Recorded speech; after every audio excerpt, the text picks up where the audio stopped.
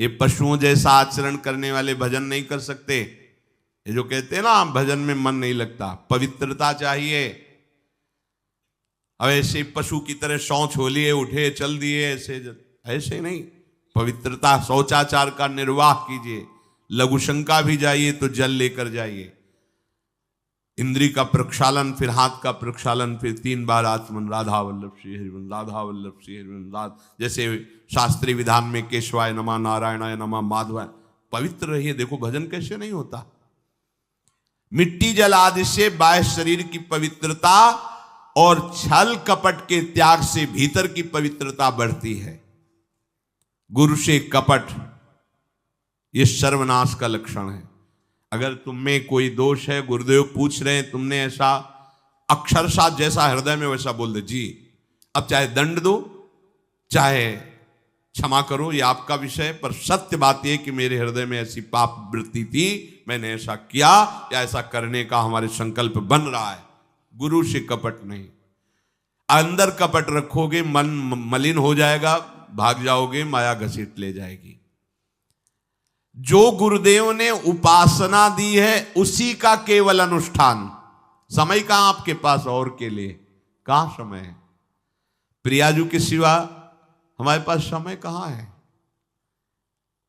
ऐसी दिनचर्या है, एक क्षण भी तो समय नहीं है, तो हम फिर और क्या अनुष्ठान करें? अपनी लाडली जू को हर समय देखते रहना है, दुलार करना है, नाम मंत्र वाणी जी का गायन, उन्हीं की सेवा में। गृहस्थी हैं तो जो व्यापार नौकरी उन्हीं के लिए समर्पित करें। इसके लिए बहुत सहन शक्ति चाहिए। ठंडी गर्मी, मान अपमान, निंदा स्तुति, परिवार वालों की अवहेलना, ये सब मिलेगा इनाम में। इसे सहो चुपचाप, इसके लिए रो मत। कैसे लोग हैं रो देते हैं, शरीर की प्रतिकूलता में रो देते हैं। अरे आंसू श्री जी के लिए, सिर्फ प्यार में रो श्री जी के, और सब दुख मुस्कुरा के सहना सीखो।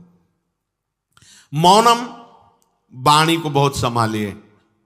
नाम जप के लिए मौन बहुत आवश्यक है। अगर बार बार थोड़ी थोड़ी देर में बोलते रहेंगे तो एकाग्रता भंग होती रहेगी, नाम में मिठास नहीं अनुभव कर पाएंगे। कभी कभी ऐसा होता है ये जाम हो जाता है, बोलना भी चाहे तो नहीं बोल पाते, क्यों? क्रम टूट जाएगा। शाम के समय जैसे किसी से मिलना जुलना नहीं, तो तभी लोग पूछते मौन हो क्या? तो फिर नहीं, मौन नहीं, क्या बात, इशारे समझ लो जो काम, चलो। क्योंकि अगर निरंतर मंत्राकार वृत्ति तो बोलने की भी हिम्मत नहीं रह जाती। पर वहां तक पहुंचने के लिए वाणी का मौन आवश्यक है। मौन का मतलब ऊ करना नहीं है, आवश्यक हो तो शब्द बोल दो, नहीं अधिकतर मौन रहने की चेष्टा करो।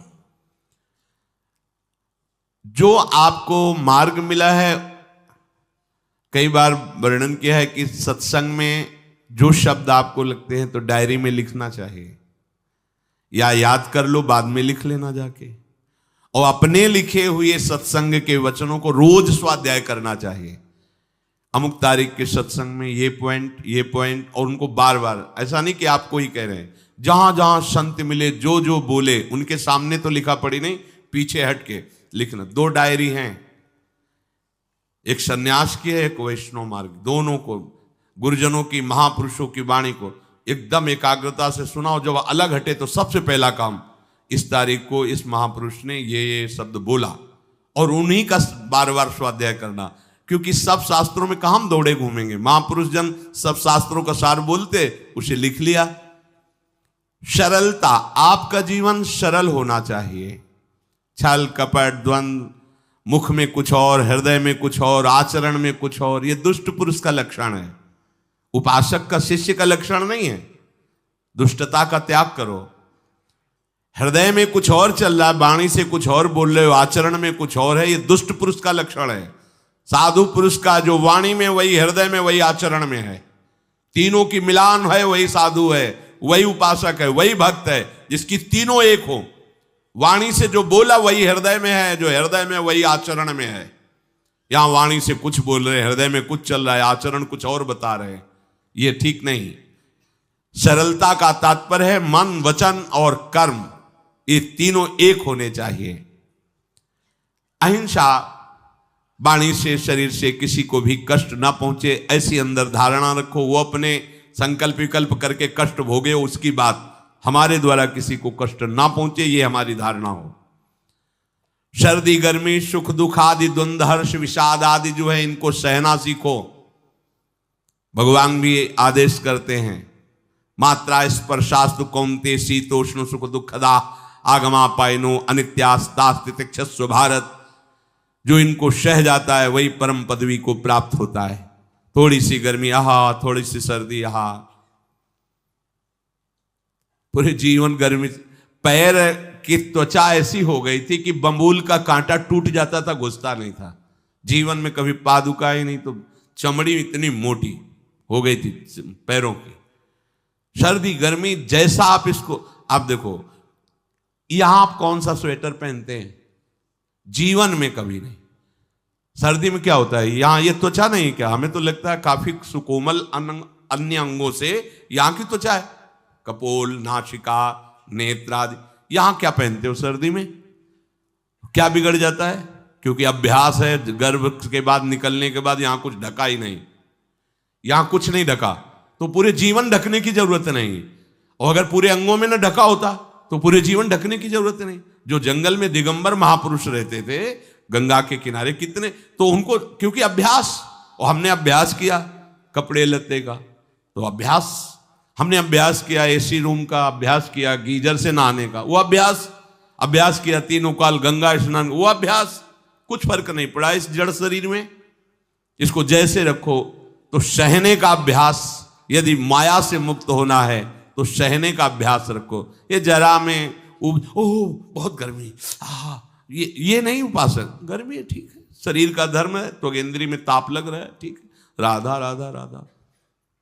आप कहोगे प्रवचन करने से नहीं होता। कभी बिजली नहीं रखी ईद दाम में, कटवा के रखे थे, बिल्कुल नहीं। जितनी देर होश रहा आंख का हाथ से पंखा कर लिया, नहीं तो बस राधा राधा राधा, जो मिला मांग के खाया, कुछ आसन पे लेट। प्रवचन ही केवल नहीं रहे, अब तो जैसे जोई जोई प्यारो करे सोई मुई भावे। नहीं, जानबूझ करके अपने शरीर को अधीन नहीं करना चाहिए। सुविधाओं की अधीनता, तुम भोगता नहीं, सुविधाएं तुम्हें भोग रही हैं। जितना तुम सुविधा भोगी बन जाओगे उतना तुम कमजोर हो जाओगे। सीधे प्रकृति का वार सहो, तुम महात्मा सुदृढ़ बलवान हो जाओगे। तुम्हारे आगे समर्थ शब्द लग जाएगा। जो प्रकृति के और विकारों के वेगों को सीधे सहता है उसे महात्मा कहते हैं। समहात्मा सुदुर्लभा यम ही न व्यत्यंतेते पुरुषम पुरुषर्षभ सुख दुख समा। जिसका सुख दुख समान भाव, किसी भी वेग की व्यथा से हृदय व्याकुल नहीं होता, वो भगवान को प्राप्त करने का अधिकार प्राप्त कर लेता है। इसलिए सहनशीलता। सर्वत्रात्मरेश्वरान वीक्षाम कैवल्य मनिकेतताम विवक्त चीर वसनम संतोषम एन केनचित।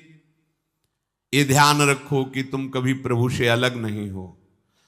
सर्वत्र भगवान हैं तो यहां भी हैं, सब समय में हैं तो इस समय में भी हैं, सब में हैं तो हम में भी हैं, सबके हैं तो हमारे भी हैं।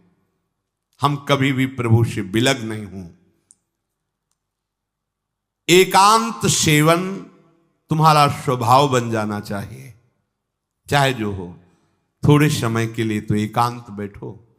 एकांत मिला तो मोबाइल का संग कर लिया, एकांत मिला तो मित्र बना लिए, बैठ के प्रपंच वार्ता कर रहे हो। नहीं, अगर भगवत प्राप्ति करनी, माया मुक्त होना है तो एकांत एकांत ही होना चाहिए। भले 100 लोग हैं, हमारा किसी से कोई संबंध नहीं, और हम बैठे हैं अपने आराध्य देव के चिंतन में, हम एकांत हैं। और गुफा में बैठे हैं, शरीर एकांत है, मन से चिंतन संसार का हो रहा है, प्रपंच में है, एकांत में नहीं है। एकांत शब्द का अर्थ समझना चाहिए। हम एकांत को सीधे गुफा या कहीं एकांत, ऐसे एकांत का अर्थ है एक के सिवा दूसरा कोई नहीं, अर्थात एकमात्र भगवत चिंतन में डूबा हुआ उपासक।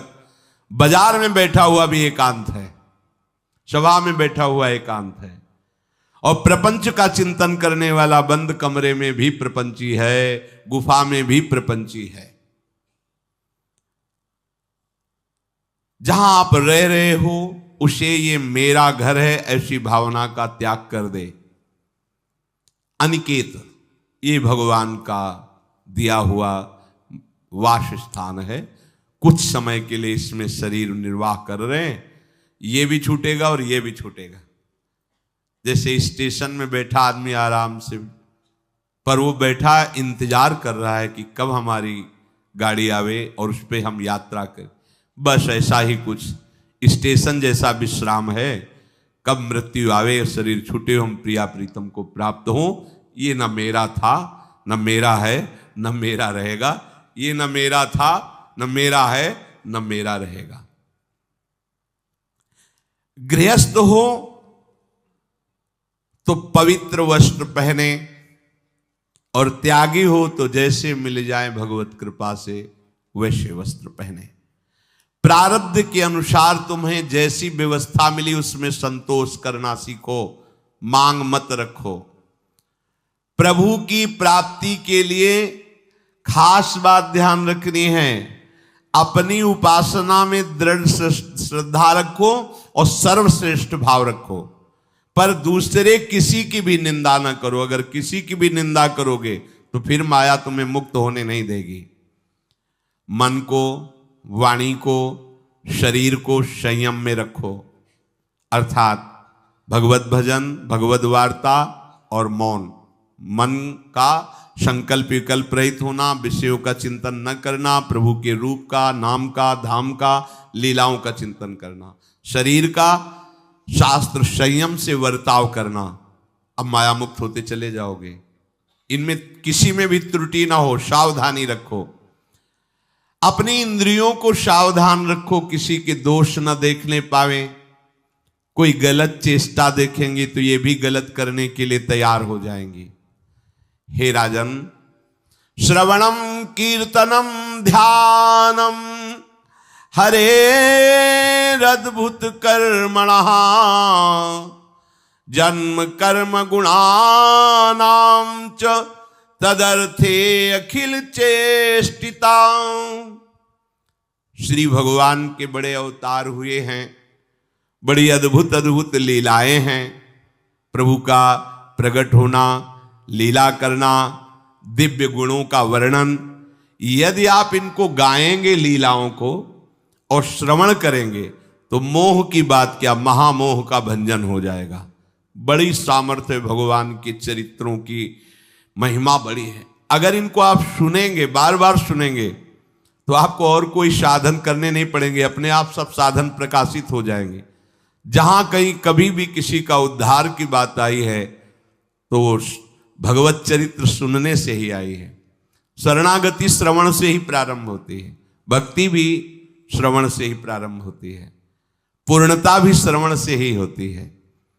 श्रवण सुजस सुनी आयऊ, और श्रवणम कीर्तनम स्मरणम, पहला श्रवण। खूब भगवत चर्चा सुनने का स्वभाव बना लेना चाहिए। पर देखा जाता है कि 20 वर्ष भगवत चर्चा सुनने पर रंग नहीं आता, क्योंकि ये तो बना लिया स्वभाव कि जहां भी कथा हो रही सुन रहे, और बाद में निकले तो बख्शते वो किसी को नहीं, सबकी निंदा करते। बस किसी एक की प्रशंसा, एक की निंदा, तुम्हारा सारा का सारा सत्संग बेकार हो गया। अगर सत्संग को सुरक्षित रखना है तो ना किसी की स्तुति, ना किसी की निंदा, जो सुना है उसको अपने जीवन में मनन करते हुए उतारे। प्रभु की लीलाओं का श्रवण और प्रभु के नाम का कीर्तन और प्रभु के रूप का ध्यान, ये 3 बातें बहुत जल्दी भगवत प्रेम प्रकट कर देती है। ये 3 बातें बहुत जल्दी भगवत प्रेम प्रकट कर देती हैं। प्रभु के अवतार लीला चरित्रों का खूब गायन करे, खूब श्रवण करे। भगवान की अवतार लीलाएं भी हैं और प्रभु की प्रेममय निकुंज लीलाएं भी हैं। तो अगर आपका निकुंज लीला में प्रवेश नहीं है तो प्रथम सुने भागवत, भक्त मुख भगवद वाणी, भगवान के अवतारों का, भगवान की अवतार लीलाओं का श्रीमद् भागवत में खूब बढ़िया वर्णन है। पढ़ो, सुनो, क्या होगा इससे? मोह का नाश हो जाएगा। दूसरी बात, नाम कीर्तन, ये तो महान अमृत है। बिल्कुल विश्वास कर लो, नाम कीर्तन अमृत है। ताली बजा के, मंजीरा बजा के, ढोल बजा करके, नाच करके, जैसे बने, अकेले 4 लोग जैसे बने, नाम संकीर्तनम यस्य सर्व पाप प्रणाशनम। देखो, भगवत चर्चा ने महामोह का नाश कर दिया और भगवान नाम कीर्तन ने सब पापों का नाश कर दिया। नाम संकीर्तनम यस्य सर्व पाप, सर्व पीछे बीच में जो भी जमा संचित कृम सबको भस्म करने की सामर्थ्य नाम कीर्तन। ये जो राधा राधा आप बोलते हैं, बहुत अमृत है, बहुत अमृत। और प्रभु के रूप का ध्यान, ये 3 बातें बहुत जल्दी माया मुक्त कर देंगे, आपको भगवत प्राप्ति करा देंगे। प्रभु के रूप के ध्यान के लिए ही दिव्य श्यामा श्याम ने बिहारी जी का रूप धारण किया। ये किसी मूर्तिकार की रचना नहीं है। श्री राधा रमण जी सरकार, राधा वल्लभ लाल जी महाराज, श्री बांके बिहारी लाल जी महाराज, ये साक्षात प्रगट ठाकुर है। प्रिया प्रीतम हमारी दृष्टि में सामर्थ्य नहीं कि देख सके, वो तो हरिवंश नेत्रों से देखे जाते हैं। निकष कुंज ठाड़े भये भुजा परस्पर अंश, श्री राधा वल्लभ मुख कमल निरख नयन हरिवंश। हरिवंश नेत्र प्रकट हो जाएंगे, आश्रित जन हो, चिंता की बात नहीं। पर ये जो रूप प्रकट है, इसके ध्यान में तो तुम्हें कोई श्रम नहीं करना। बिहारी जी महाराज, राधा वल्लभ जी महाराज, राधा रमण जी महाराज, भर नेत्र देखो और अपने नेत्र के कैमरा से खींच लो फोटो। अब आप फिर इधर देखो, उधर वैसे ही खड़े नजर आ रहे, वैसे मुस्कुराते हुए दिखाई दे हर समय। और ये आदेश कर रहे हैं हरिवंश महाप्रभु, सब सोहित निष्कामति, श्री वृंदावन विश्राम, श्री राधा वल्लभ लाल को हृदय ध्यान, मुख नाम। राधा वल्लभ लाल का ध्यान करो और राधा वल्लभ श्री हरिवंश बोलो, तो तुम्हारी मति निष्काम हो जाएगी, तुम्हें अखंड वृंदावन वास मिल जाएगा। प्यारे जी तुम्हें प्यारे लगने लगेंगे। ये 3 बातें आपको निश्चित भगवत प्राप्ति करा देंगे। इष्टम दत्तम तपोजप्तम व्रतम यच्चात्मनः प्रियम, दारान श्रुतान गृहान प्राणान यत् परस्मै निवेदनम। जो भी तुम्हारे द्वारा यज्ञ दान तप अथवा जप सदाचार, ये सब प्रभु को अर्पित कर दो, अविनाशी हो जाएगा। प्रभु को अर्पित कर दो जो भी तुम्हारे द्वारा होता है। हे प्रियालाल, आपकी प्रसन्नता के लिए। फिर दोबारा कह रहे हैं, स्त्री पुत्र घर जीवन और अपने प्राणों का मोह त्याग करके, प्राणों का मोह त्याग कर। यहां पूरा समाज वैसे ही सब बैठा है हृदय में। देखो, जिस मार्ग में चलना उसे समझो। अंदर से केवल प्रिया प्रीतम में ही हमारी अहमता ममता होनी चाहिए। प्रभु सच्चिदानंद श्री कृष्ण चंद्र जी को अपना प्राण प्रीतम मानने के लिए ये जितनी जगह आप अपनापन किए हैं समेटना पड़ेगा। सबकी ममता ताग बटोरी, मम पद मन ही बांध बर डोरी। लाडली लाल के लाडले तो कोई बिरले दिखाई देते हैं, प्रिया प्रीतम के जन तो कोई बिरले दिखाई देते हैं। नहीं धन बल, परिवार बल, बुद्धि बल वही घसल करके चले जाते हैं। अरे यहां तप बल भी काम नहीं करता, और बल तो जाने दो। यहां हारे को हरे नाम, हार गए, गले पड़ गए। गले पड़ जाओ, बढ़िया इसी जन्म में कल्याण हो जाएगा। गले पड़ जाने का मतलब, जैसे कोई गले पड़ रहा हो तो उसका मतलब समझते हो, मारो पीटो गाली दो भगाओ। नहीं भागे, वो गले पड़ गए। बोले अब क्या करें, गले ही पड़ गए, आप क्या करें। ऐसे ही पूज्य श्री स्वामी राम सुखदास जी महाराज कहते, श्री कृष्ण के गले पड़ जाओ भैया, इसी जन्म में तुम्हारा कल्याण। भगवान के गले पड़ जाओ। गले आप तो जैसे भी अब आपके हैं, अब तो हम खूब हल्ला मचा कहेंगे कि राधा वल्लभ लाल के हैं, तुम्हें अपनी इज्जत बचा लियो तो सुधार लो हमें। समझ गए, ये है गले पड़ला। हाउ कहावत, लंबा तिलक लगाएंगे और जय राधा वल्लभ लाल की बोलेंगे। और आपके लायक तो हम हैं नहीं। अब आपको अपने लायक बनाना कि आपका दास कैसा होता है, तो आपको बनाने के लिए कोई मशीन की जरूरत नहीं, आप ऐसे बना दोगे, बना देना। अब आपके गले पड़ गए, आप ही हमारी इज्जत हो, आप ही हमारे जीवन हो, अपनी इज्जत संभालनी हो तो हमें संभाल लेना। वो संभाल लेते हैं। वो मच्छर को ब्रह्मा बना देते हैं, घोर पापी को ब्रह्म ऋषि बना देते हैं, उनके लिए कोई दुर्लभ बात नहीं। पर जब तक अहंकार है तब तक उनकी तरफ से ये प्रोसेस शुरू नहीं होता। जब हार गया और गले पड़ गए, फिर वो बड़े बड़े महात्माओं के द्वारा भी बंदनीय हो जाते हैं। यदि इसी जन्म में भगवत प्राप्ति करनी है तो ये काम तो आपको बड़ी जल्दी कर लेना है। जहां जहां हमारी ममता है उसे प्रभु के चरणों में लगानी ही पड़ेगी। चूक करोगे, वही ममता की डोर मन को घसीट लेगी और अगले जन्म का विधान बना देगी। यदि आपको इसी जन्म में भगवत प्राप्ति करनी है तो सबकी ममता ताग बटोरी, मम पद मन ही बांध बरडोरी। एवं कृष्णात्मनाथेषु मनुष्येषु च सौहृदम परिचर्यां चोभयत्र महत्सु नृषु साधुषु। और ये सब सहजता पूर्वक तब हो जाएगा जब किसी संत महापुरुष का आश्रय ले लोगे। जिन संत महापुरुषों ने अपने समर्पण के प्रभाव से, भजन के प्रभाव से सच्चिदानंद भगवान श्री कृष्ण को अपनी आत्मा के रूप में साक्षात्कार कर लिया है, यदि उनसे प्रेम हो जाए, संतों से प्रेम होना संतों से बड़ा कठिन है।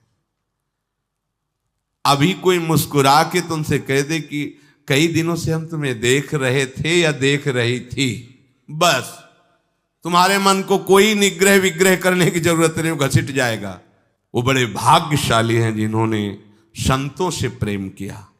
यहां कह रहे हैं ये जितनी बातें बताई गई, दया, तितिक्षा, मौन, मनोनिग्रह, इंद्रिय निग्रह, परिवार की ममता का त्याग, भगवान से अपनापन, भागवत धर्म का प्रादुर्भाव होना, ये एक साथ सब हो जाएंगे। केवल तुम्हें गुरु चरणों से प्रेम हो जाए, संत चरणों से प्रेम हो जाए, क्योंकि उन्होंने सच्चिदानंद स्वरूप भगवान कृष्ण को अपने प्रेम बल से अधीन कर लिया है।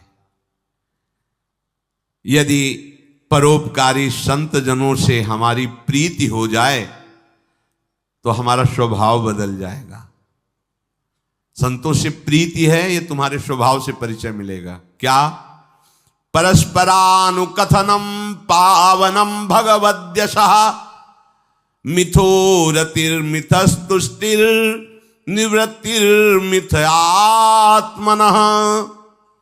जब संतों से प्रेम हो जाता है तो स्वभाव बन जाता है क्या? भगवत चर्चा करने का।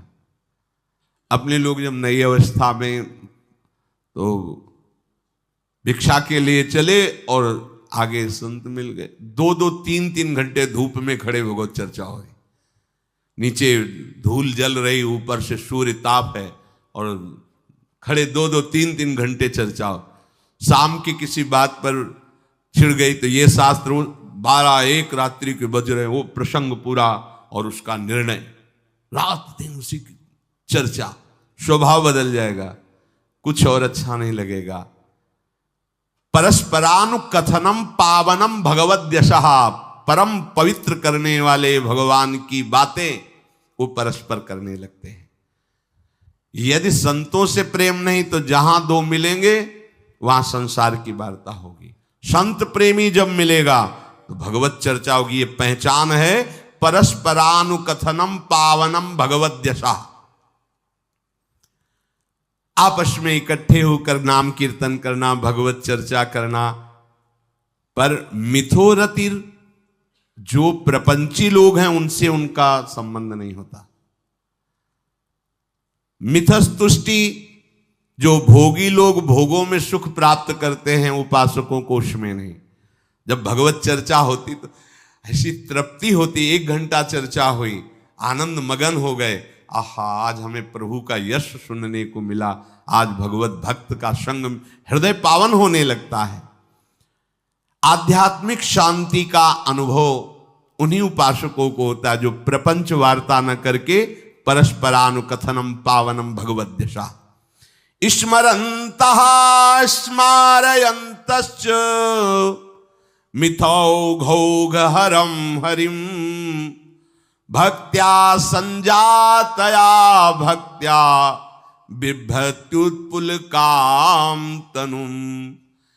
अब वो जो संत प्रेमी उपासकों ने ये व्रत ले लिया कि प्रपंच चर्चा नहीं करेंगे, केवल भगवत चर्चा करेंगे, तो अब क्या हुआ? बोले राशि राशि पापों का नाश हो गया उनके।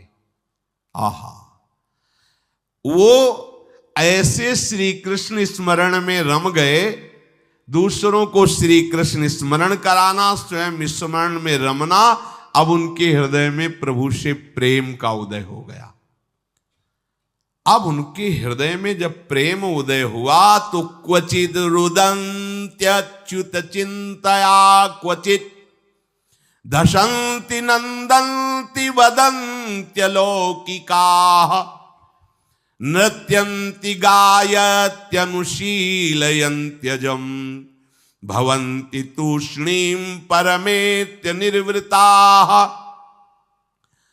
उनके हृदय की विलक्षण दशा होने लगी।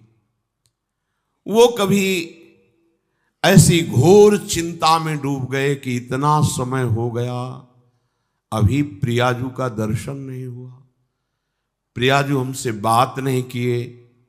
चिल्ला चिल्ला के रोना शुरू, शुद्ध नहीं मैं कौन हूं, कहां बैठा हूं, ऐसे ये प्रेम उदय हुआ। अब वो चिल्ला चिल्ला के रोना शुरू कर दी। हाय मैं किसके पास जाऊं, किससे पूछूं, कौन मुझे प्रियालाल से मिलाए, बस तड़पना शुरू। सोचते सोचते ऐसा रोना, बेशुद्ध स्थिति।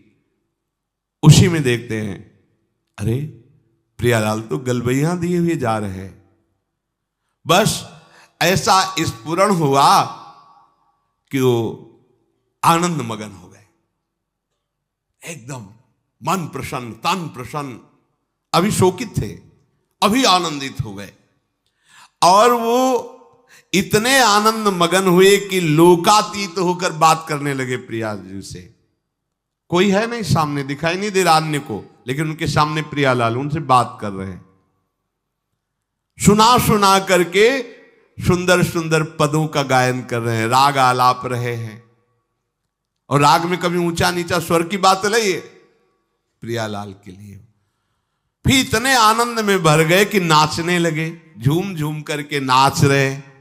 लोगों को लग रहा है कोई है नहीं सामने, कैसे ना, ओ प्रियालाल सामने, प्रियालाल को देख रहे, प्रियालाल को पद सुना रहे, प्रियालाल के सामने नाच रहे। और कभी कभी अरे वो तो हमें छोड़कर चले गए, फिर चिल्लाकर रोने लगते हैं, खोजने लगते हैं। कभी कभी अरे वो तो मुझे हृदय से लगाए हुए, एकदम शांत समाधिस्थ, ऐसी भाव दशाएं उसकी होने लगती हैं। तो जो इस प्रकार गुरु की शरण होकर उनकी आज्ञा पालन करते हुए, संत जनों से प्रीति रखते हुए, परस्पर भगवत चर्चा करते हुए, नाम कीर्तन करते हुए, भगवत रूप का ध्यान करते हुए, प्रतिपल प्रभु का चिंतन करते हैं, उनको इस दुरंत माया से पार होने के लिए कोई कठिनता नहीं, वो सहज में पार हो जाते हैं। और पार ही होना है, दूसरा कोई सूत्र नहीं है हमारे पास, कोई अब मंगल का रास्ता नहीं रह गया।